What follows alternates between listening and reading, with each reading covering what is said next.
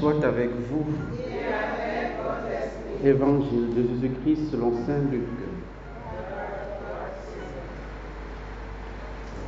En ce temps-là, comme les pharisiens demandèrent à Jésus quand viendrait le règne de Dieu, il prit la parole et dit: la venue du règne de Dieu n'est pas observable. On ne dira pas: voilà, il est ici, ou bien il est là. En effet, voici que le règne de Dieu est au milieu de vous. Puis il dit aux disciples: des jours viendront où vous désirez voir un seul des jours du Fils de l'homme, et vous ne le verrez pas. On vous dira: voilà, il est là-bas, ou bien voici, il est ici. N'y allez pas, n'y courez pas. En effet, comme l'éclair qui jaillit illumine l'horizon d'un bout à l'autre, ainsi le Fils de l'homme, quand son jour sera là. Mais auparavant, il faut qu'il souffre beaucoup et qu'il soit rejeté par cette génération. Acclamons la parole de Dieu.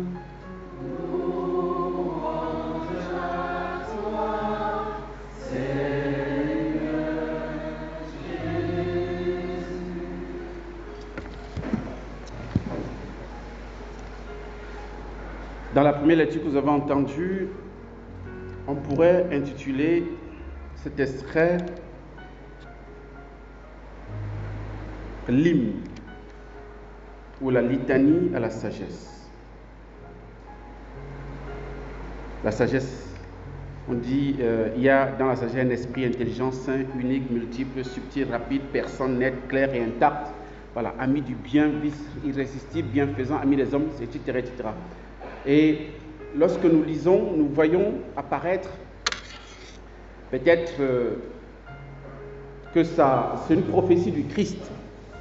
C'est ce que les pères de l'Église et beaucoup d'exégèses ont vu. Mais aujourd'hui, on pense de plus en plus que c'est le Saint-Esprit. Bien sûr que le Christ n'est pas absent dans la déclinaison des caractéristiques de la sagesse, mais c'est beaucoup plus le Saint-Esprit qui est mis en valeur. En fait, qu'il faut comprendre à travers cette sagesse.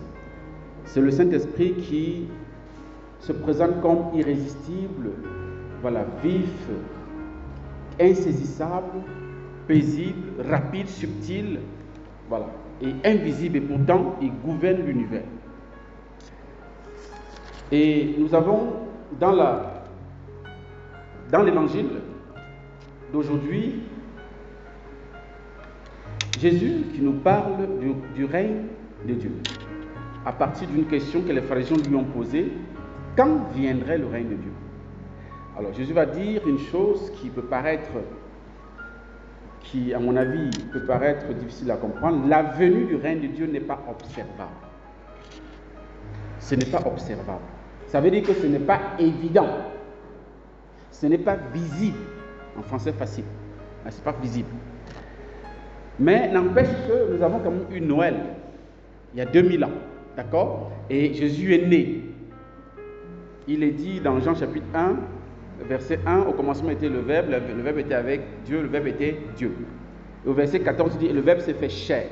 Et le Verbe qui est la vie éternelle, qui est le royaume des cieux, et le règne de Dieu s'est fait chair.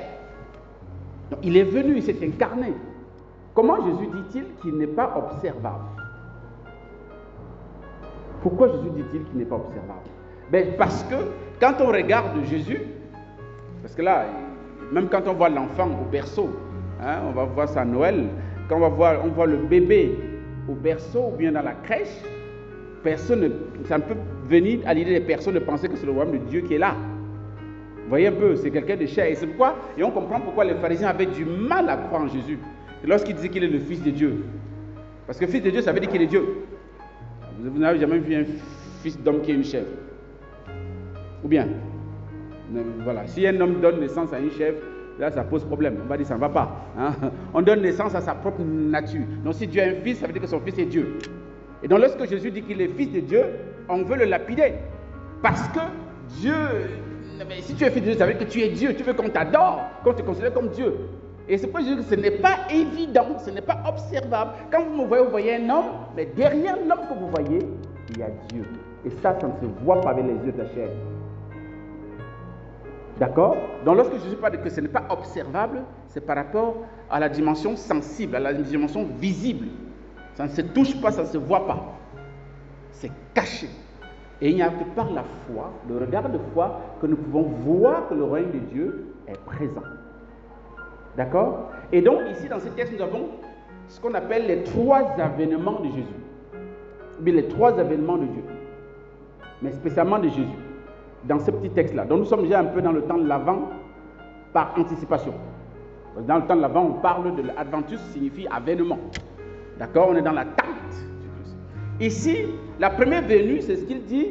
Bon, c'est ce que j'ai déduit à partir de cette parole. La venue de Dieu n'est pas observable. Et ça renvoie à Noël, à sa nativité. Et il va encore dire, il va dire un peu plus bas, des jours viendront où vous désirez voir le jour, un seul des jours du Fils de l'homme, et vous ne le verrez pas. On vous dira, voilà, il est là-bas, ou bien, voici, il est ici, n'y allez pas, n'y courez pas. Parce que c'est comme un éclair. Et il dit, et ça c'est au futur, en effet, comme l'éclair qui jaillit, illumine l'horizon d'un bout à l'autre, ainsi le Fils de l'homme, quand son jour sera là. Donc il parle au futur. Et ce jour futur, c'est le jour du retour glorieux du Christ qu'on appelle la venue eschatologique, la parousie, la fin des temps. Cette venue-là est à venir. Donc il y a une première venue, c'est la nativité de Jésus. Quand il s'est incarné dans le sein de la Vierge Marie, il est né dans ce monde. Ça c'est la première venue. La dernière venue, c'est la venue eschatologique, donc le retour du Christ. Mais avant, entre les deux venues, il y a une venue qui est quotidienne. Et c'est là où il dit à ses interlocuteurs, là, il s'adresse à ses disciples, en effet, voici que le règne de Dieu est au milieu de vous. Comment il est déjà au milieu de nous? Mais par sa présence.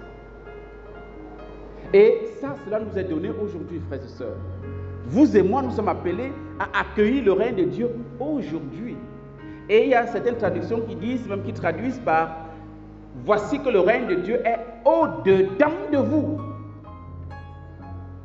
Au-dedans de vous.